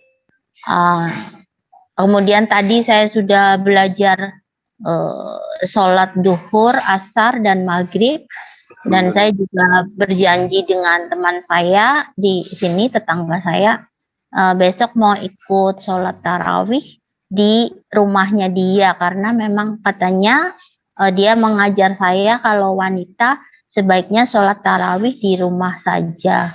Nah jadi saya sholat tarawih besok berjamaah dengan teman saya satu keluarga, saya ikut di sana gitu. Begitu Bang Suma, saya ingin mendalami lebih lagi, mohon Gurunda Suma bisa membimbing saya selanjutnya, dan Pak Erik juga saya ucapkan terima kasih atas waktunya selalu menemani saya untuk diskusi, memberikan pertanyaan-pertanyaan yang membuat saya berpikir, karena saya orang yang tidak mudah untuk dibuat saya berpikir begitu. Jadi kalau saya diskusi, saya masih bisa menjawab, berarti pertanyaan itu tidak sulit buat saya. Tetapi Pak Erik ini entah bagaimana dia di mata saya ini selalu melontarkan pertanyaan yang saya sendiri tidak bisa jawab gitu, seringkali gitu. Hanya saya tidak menyatakan kepada Pak Erik gitu. Nah, jadi Masya Allah. Jadi terima kasih banyak Pak Erik. Ya Pak Erik juga ada ambil bagian untuk membawa saya juga kepada syahadat gitu. Jadi Alhamdulillah, Masya Allah. Ya memang ada banyak hal ya, tetapi andil Pak Erik saya tidak pernah menghilangkannya. Bahkan saya berterima kasih sekali karena selama saya berdiskusi, mungkin teman-teman muslim yang lain itu sering membuat hati saya sakit. Tetapi terima kasih kepada Pak Erik, tidak pernah satu kali pun Pak Erik menghujat, bahkan ketika teman saya dia dari Tritunggal ya sering menunjukkan kekurangan Al-Quran, tetapi Pak Erik hanya suara tinggi, tapi dia selalu berkata yang baik, tidak pernah negatif. Jadi saya kagum apa yang sudah Pak Erik lakukan, itu sudah sangat baik sekali. Karena dalam rangka mempromosikan suatu produk, tentu harus menampilkan kelebihan, jangan menampilkan kekurangan. Karena itu saya juga ingin menjadi seorang muslim yang baik, yang tidak pernah amin ya rabbal alamin. Kita seharusnya menampilkan apa yang lebih, dan jangan menampilkan apa yang kurang, tetapi dari kekurangan teman-teman kita bisa saling menutupi begitu. Jadi Masya Allah. terima kasih untuk semuanya yang sudah andil dan mengambil bagian untuk membawa saya kepada syahadat. Barangkali kalau saya menemukan jawaban dari apa yang saya fokus mau pelajari, bahwa Islam ada sejak Adam, itu barangkali bisa meneguhkan, mengukuhkan, makin menguatkan. Ya, insya Allah sebelum yang resen ya, karena ini perlu dijelaskan untuk pengukuhan dan penguatan. Silakan Gurunda disampaikan lebih terperinci mengenai mengapa Islam ada, dikatakan ada sejak Nabi Adam. Iya. Jadi sedikit aja ya. Islam itu kan artinya tunduk, patuh terhadap perintah Allah. Artinya ketika Nabi Adam alaihissalam dikatakan seorang Islam, dia adalah seorang Muslim, kemudian adalah ketika dia didatangkan oleh Allah perintah.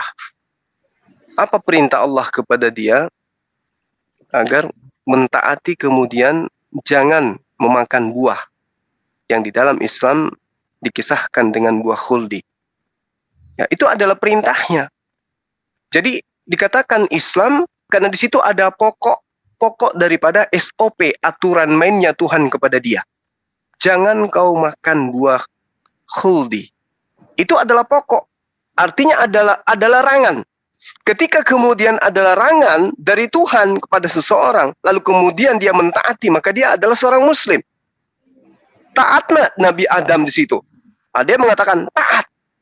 Tapi ketika kemudian Allah mengatakan wa iz qala rabbuka lil malaikati inni ja'ilun fil ardi khalifah, qalu ataj'alu fiha may yufsidu fiha wa yasfiku dima wa nahnu nusabbihu bihamdika wa nuqaddisu lak, qala inni. Kemudian Allah berkata, a'lamu ma la ta'lamun. Aku lebih tahu daripada kalian wahai para malaikat. Nah, kenapa kemudian Allah mengatakan itu? Karena malaikat memprotes, ya Allah, kenapa kau mau menciptakan lagi manusia di atas muka bumi? Bukankah dulu pernah kau menciptakan makhluk ya, di atas bumi, tapi kerjanya cuma melakukan pertumpahan darah, peperangan, pembangkangan, dan seterusnya. Apa kata Allah? Inni a'lamu ma la ta'lamun. Ternyata rahasia Allah kemudian terkuak sedikit demi sedikit. Bahwasanya makhluk yang kucipta ini beda. Ketika dia melakukan kesalahan, dia punya potensi untuk kemudian bertaubat. Nah, apakah Adam alaihissalam ketika melakukan kesalahan bertaubat? Bertaubat. Di dalam Bible juga dikatakan begitu. Kejadian 5 nomor 2. Maka Tuhan kemudian memberkati mereka. Jadi dia diberkati. Kesalahannya kemudian diterima, permohonan ampunnya kemudian kepada Allah itu diterima oleh Allah. Sehingga cerminan ini adalah cerminan sebagai seorang Muslim. Jadi Muslim itu adalah pelaku, Islam itu adalah aturan. Siapa yang melakukan aturan Islam, maka dia adalah Muslim. Jadi Adam alaihissalam itu adalah sosok Muslim. Kenapa dikatakan Muslim? Karena di dalam kaidah kehidupannya ada kaidah-kaidah aturan Tuhan yang menjadi pengikat daripada apa yang dia harus lakukan ketika dia menjadi khalifah. Apa itu? Jangan kau makan buah khuldi. Ketika dia melakukan pelanggaran, maka apa yang dia lakukan? Bertaubat. Itu yang dilakukan. Jadi tidak ada dosa waris karena dia itu bertaubat dan diterima taubatnya. Apa buktinya tidak ada dosa waris? Kita lihat dalam Kejadian 5 nomor 2 tadi, bahwa Tuhan kemudian memberkati laki-laki dan perempuan tersebut, dan itu adalah Nabi Adam alaihissalam bersama dengan istrinya Hawa atau Eva di dalam pengajaran Bani Israel atau bahasa Ibrani. Nah, saya kira begitu. Jadi Nabi Adam itu Islam karena dia mendapatkan perintah. Ketika kemudian dia taat kepada perintah, dia jatuh kepada posisi Muslim. Nah, Muslim itu apa? Berserah diri kepada aturan mainnya Tuhan. Kenapa kemudian sahabat-sahabat Kristen ini dikatakan kafir? Karena mereka ingkar terhadap aturan mainnya Tuhan. Apa bukti keingkarannya? Dia katakan bahwa semua aturan mainnya Tuhan yang ada di dalam ketetapan Recording in Taurat progress. itu telah dibatalkan dengan matinya sosok Yesus di atas tiang salib. Maka tidak wajib lagi melakukan aturan itu. Tidak wajib lagi melakukan ketetapan Tuhan. Itu artinya ingkar. Dia mengingkari hanya dengan konsep yang dibuat oleh sosok yang mereka sebut dengan rasul, nama rasul. Dia ingkari aturan Tuhan, lalu kemudian dia imani perkataan seorang yang mereka akui sebagai rasul. Itulah makanya mereka dikatakan kafir. Nabi Adam alaihissalam, dia tidak pernah ingkar. Dia hanya terjerumus ke dalam hal yang membuat mereka itu jatuh ke dalam pelanggaran. Tapi apa yang terjadi? Dia bertaubat. Taubatnya diterima. Itulah ciri khas sebagai seorang muslim. Nah, kalau kita sekarang ukhti, Indri, sekarang sudah terlahir menjadi bayi kembali, menjadi fitrah, kembali kepada kesadarannya, kembali kepada janjinya di hadapan Allah ketika di alam roh. Dia mengakui Allah adalah satu-satunya Tuhan. Tetapi ketika dia turun ke muka bumi, dengan kondisi yang ada kemudian dia mengingkari adanya Allah dengan menyembah selain daripada Allah. Nah, sekarang dia kembali menjadi suci, menjadi fitrah.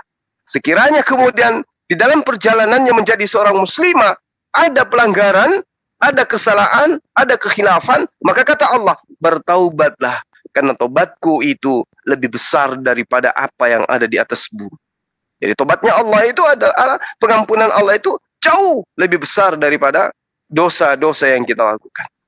Nah, karena itulah kemudian Allah memerintahkan bertaubat. Begitupun dengan nabi-nabi, termasuk Yesus, bertaubatlah, bertaubatlah, bertaubatlah, bertaubatlah. Jadi tidak ada itu dosa waris.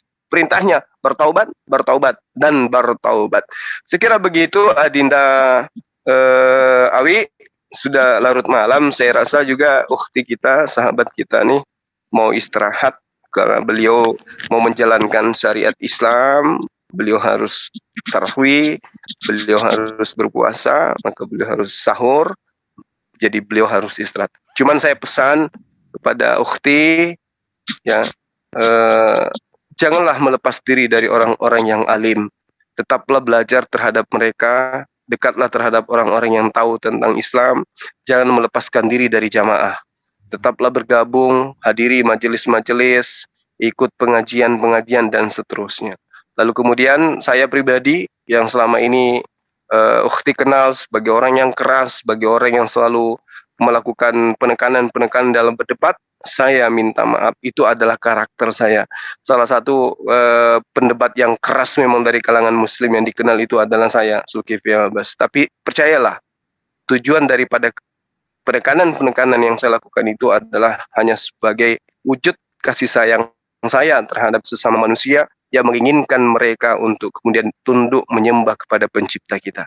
Tidak lain dan tidak bukan, hanya itu tujuan saya. Bukan cari nama, bukan cari tenar, bukan agar terkenal, bukan cari harta, tapi semata-mata untuk mendapatkan ridha dari Allah dengan cara melakukan penekanan-penekanan terkhusus kepada mereka yang suka menghujat, suka mencaci, dan menghina Allah dan juga baginda Rasulullah Muhammad SAW. Demikian dari saya, Dinda. Ukhti, saya minta maaf kalau ada sesuatu yang salah dari penyampaian saya. Itulah saya manusia biasa. Assalamualaikum warahmatullahi wabarakatuh. Waalaikumsalam warahmatullahi wabarakatuh. Oke, nanti kita di acara nanti kita ada tutup doa. Cuma sebelumnya itu kita ke yang resen dulu. Silakan. Gurunda, tunda dulu ya yang sama ininya ya. Besok. Iya dek. Ini juga saya undur diri sebentar ya. Iya, siap. Iya, sebentar Gurunda sebelum doa bersama. Sebelum doa bersama nanti. Ini yang resen dulu, Bang.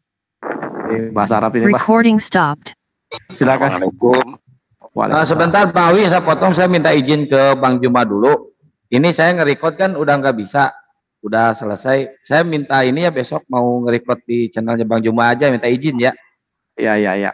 Diizinkan. Iya, diizinkan dong. Silakan. Silakan. Yang resen. Silakan. Ikhwan Film, sebelumnya mohon maaf yang sebesar-besarnya. Terlebih dulu saya ucapkan selamat kepada Mbak Indri. Semoga Allah menetapkan dan menguatkan imannya dan mengokohkan Islamnya. Nah, sekarang saya cuma mau ke semua ikhwan fillah di sini, saya cuma ingin nyampein firman Allah. A'udzubillahi minasyaitonirrajim. Bismillahirrahmanirrahim.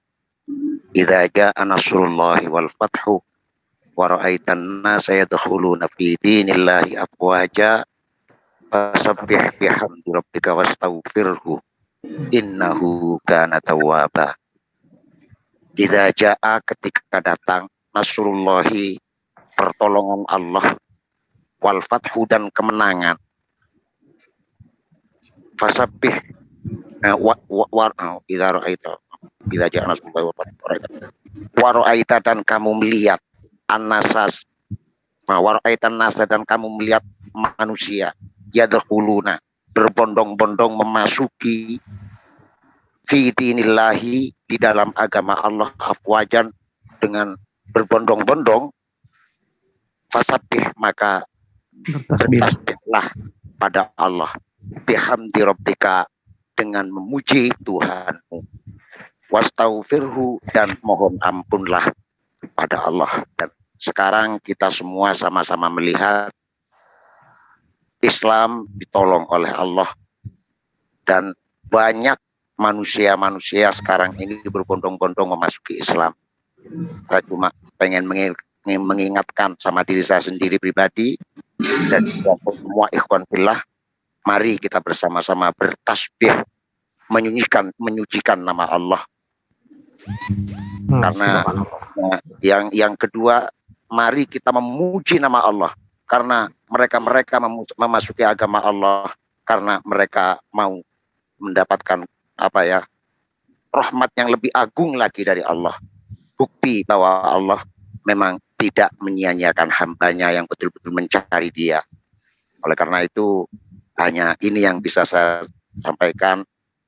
Mungkin ada salah-salah kata dari saya. Saya mohon maaf sebesar-besarnya kepada seluruh asatidz yang ada di room ini. Saya juga mohon maaf lancang. Tapi selain dari itu, saya cuma pengen mengingatkan masing-masing diri kita. Mari kita menyucikan asma Allah dengan kita mengingatkan diri kita bahwa semua kesalahan yang terjadi adalah milik kita. Makanya ayat ini diakhiri dengan permohonan maaf, wastaghfirhu, dan memohonlah ampun pada Allah. Di situ artinya ketika kita melihat hal-hal yang seperti ini, sebetulnya itu adalah teguran dari Allah bahwa kita masih kurang, Oleh karena itu, yaitu mari kita tambah lagi giroh kita terhadap agama kita, jaga akidah, jaga Islam, jaga iman. Jangan sampai Allah dihina, jangan sampai Rasulullah dihina, jangan sampai Al-Quran dihina. Ya, sekian, mohon maaf. Akhirul kalam, wassalamualaikum warahmatullahi wabarakatuh. Waalaikumsalam warahmatullahi wabarakatuh. Silakan Bang Lensa News Muslim. Silakan. Bang Lensa News Muslim, silakan. Oke, bismillahirrahmanirrahim. Terima kasih atas waktunya untuk Bang Penunggang Buddha ya. Sebelumnya, assalamualaikum warahmatullahi wabarakatuh. Ya, kepada Ibu Indri ya, Ukhti Indri, sama ya, dari saya menyampaikan selamat sudah bisa memasuki, bisa dibilang hidup baru ya mungkin ya, pilihan baru atau keputusan baru yang mungkin sudah sangat tepat ya. Bertepatan di bulan suci Ramadan ini, alhamdulillah bisa memutuskan untuk menjadi seorang mu'alaf, mendapatkan hidayah ya, Masya Allah. Semoga dengan rahmat di bulan suci Ramadan ini bisa mendapatkan kenikmatan atau kemuliaan di malam Lailatul Qadar ya, Masya Allah ya. Jadi kita bersama, khususnya Ibu Indri dan untuk kita semua ya. Jadi Allah Subhanahu Wa Taala memang sudah berfirman dalam surat Al-Qadar ya, yang artinya memang kemuliaan, Masya Allah banget ini ya. Mungkin saya juga menyampaikan ya, Bismillahirrahmanirrahim. Inna anzalnahu fi Lailatul Qadr wa ma adraka ma Lailatul Qadr. Lailatul Qadri khairum min alfi syahrin Tanazzalul malaikatu warruhu fiha bi'izni rabbihim min kulli amrin salam. Salamun hiya hatta matla'il fajr. Shadallahul azim. Ya, mungkin teman-teman sudah tahu makna dan artinya semuanya, khususnya untuk Kurda Zuma dan semua ustadz ini ya. Jadi kemuliaan di malam Lailatul Qadar itu memang sangat dinanti oleh seluruh umat muslim di seluruh dunia ini sebagai umat Nabi Muhammad SAW yang selalu merindukan malam yang sangat mulia ini. Ya, jadi dari saya pribadi ya ikut mengucapkan selamat sekali lagi untuk Ukhti Indri atas pilihan yang sangat tepat ini. Ahlan wa sahlan Ukhti, dari saya tutup sekian. Wassalamualaikum warahmatullahi wabarakatuh. Waalaikumsalam. Ya, terima kasih Bang, terima kasih. Silakan kita kembali ke Bang Erik. Bang Awi, ya, itu hidangan udah siap, udah hampir dingin, yuk disambi itu aja Bang. Oke, betul. Terima kasih Bang Erik. Ya, saya sapa Amir saya dulu, nah lama nggak mendengar suaranya, mau dengar nasihatnya juga. Silakan Pak Amir. Pak Amir, jauh dari perangkat Kak Pak Amir. Pak Amir juga salah satu orang yang ada. Assalamualaikum warahmatullahi wabarakatuh. Waalaikumsalam. Alhamdulillah, pada bulan yang suci ini kita bertambah saudara kita yaitu Ibu Indri yang tadi malam juga sudah menyematkan atau bersyahadat. Ya, mudah-mudahan istiqomah dan dibawa sampai mati. Karena janganlah kamu mati sungguh sebelum Islam. Nah, ini Ibu sudah meyakini bahwa Islamlah yang benar, dan Ibu pada saat ini juga sudah, menurut dalilnya, Ibu itu sudah diampuni segala dosa-dosanya yang lalu, sehingga Ibu itu bersih dari dosa-dosa. Sehingga Ibu saat ini mulai lembaran baru untuk menyongsong cobaan-cobaan yang akan datang. Karena tidak akan dicoba orang yang beriman. Jadi Ibu harus menghadapi cobaan-cobaan yang akan menimpa Ibu untuk menguatkan keimanan Ibu. Jadi ya, kita sebagai umat Islam selalu mendoakan saudara kita yang baru ini semoga istiqomah sampai ila yaumil qiyamah atau sampai tutup ajalnya dari Ibu, sehingga mati dalam keadaan husnul khotimah. Amin. Mungkin itu aja dari saya.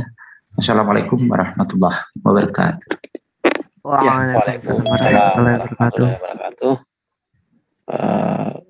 Mungkin ini sebelum ini kan Ibu Indri, insya Allah orang yang suci ya, karena mualaf, orang yang bersih dari dosa. Insya Allah doanya diijabah. Saya mewakilkan Bang Santang dengan Bang Jion. Mohon didoakan beliau berdua ini, Bu Indri, Bang Santang dengan Bang Jion. Amin. Belum ya? Lulus dalam perjuangannya juga. Amin, Karena amin, ya Allah. Bang Jion katanya, Bang Jion ingin memperjuangkan Mikana dan Bang Santang ingin memperjuangkan. Waduh. Bang. Kalau saya dipercepat dapat jodoh aja udah, mau sama siapapun juga. Assalamualaikum. Waalaikumsalam. Waalaikumsalam warahmatullahi wabarakatuh. Bentar. Para buaya jangan motong dulu. Saya mau minta doa. Yang minta doain itu, minta jodoh yang keberapa? Tanya dulu.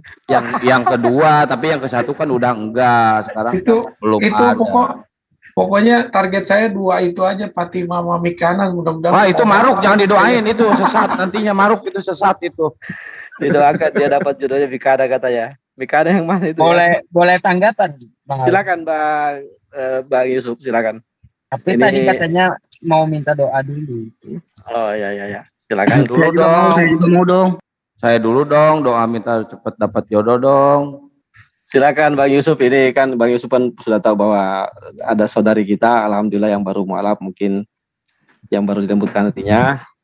Mungkin nasihat-nasihat dari Bang Yusuf juga, penyampaian apa, karena salah satu orang yang ikut andil dalam hal ini, salah satunya nggak bisa dipungkiri, Bang Yusuf juga salah satu debater yang sering menyampaikan kebenaran Islam. Mungkin silakan Bang Yusuf. Nyalain dulu menyela dulu sebentar. Saya mohon pamit pada semuanya. Kalau ada kesalahan minta maaf. Assalamualaikum warahmatullahi wabarakatuh. Waalaikumsalam warahmatullahi wabarakatuh. Waalaikumsalam warahmatullahi. Silakan Bang Oke, Yusuf sebelum Bu Indri mendoakan. Oke, Ibu Indri mualaf ya. Oke. Ya, alhamdulillah tadi subuh dan tadi ini lagi Alhamdulillah. kembali dituntun Sebenarnya oleh ada sih nomor Ibu Indri dikasih mualaf Sifana sama saya. Ibu Indri yang ngucapin assalamualaikum WA tadi itu saya, itu Ibu Indri. Yang Ibu Indri Oh tanya iya siapa? iya. Oke. Oh iya iya ya. Ah, iya. Ya syukur. Bismillahirrahmanirrahim. Sahabat yang dimuliakan oleh Allah, dimanapun sahabat berada, kita sudahi dulu ya sesi kali ini.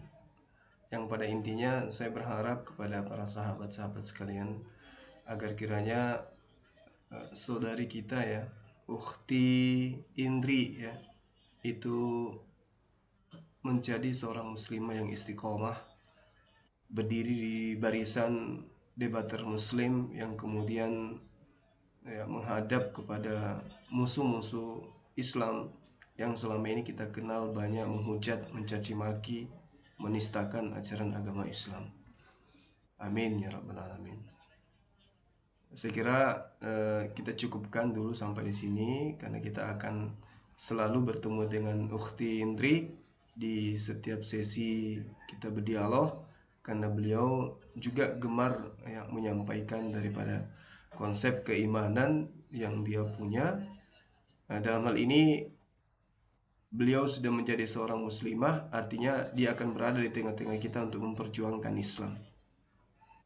Kan itulah kemudian saya katakan cukup sampai di sini aja dulu, jangan sampai selesai kita karena teman-teman yang masuk ini hanya rasa kekagumannya saja, sementara kita juga masih butuh istirahat ya sahabat-sahabat. Sehingga saya mengucapkan banyak terima kasih kepada antum semua, mengingatkan kembali tentang masjid kita yang sementara kita bangun, sahabat-sahabat yang memiliki rezeki berlebih ya, kiranya ikut berpartisipasi di dalam pembangunan masjid kita. Dan teman-teman yang ingin membayarkan zakatnya melalui Yayasan MMCI, ya kami juga persilahkan dengan hormat, kami ucapkan banyak terima kasih. Yang pada intinya saya secara pribadi dan juga Yayasan MMCI mengucapkan banyak terima kasih yang sedalam-dalamnya kepada netizen semua, rasa sayang, rasa kasih yang sedalam-dalamnya kepada Anda semuanya, sahabatku semua. Kiranya Allah senantiasa melimpahkan hidayah berupa kesehatan, umur panjang, dan juga kebahagiaan di dalam hidup bersama keluarga di dunia, lebih-lebih di akhirat. Demikian, subhanakallahumma wa bihamdi, asyhadu an la ilaha illa anta astaghfiruka wa atubu ilaik. Assalamualaikum warahmatullahi wabarakatuh. Salam satu Tuhan. Allahu Akbar.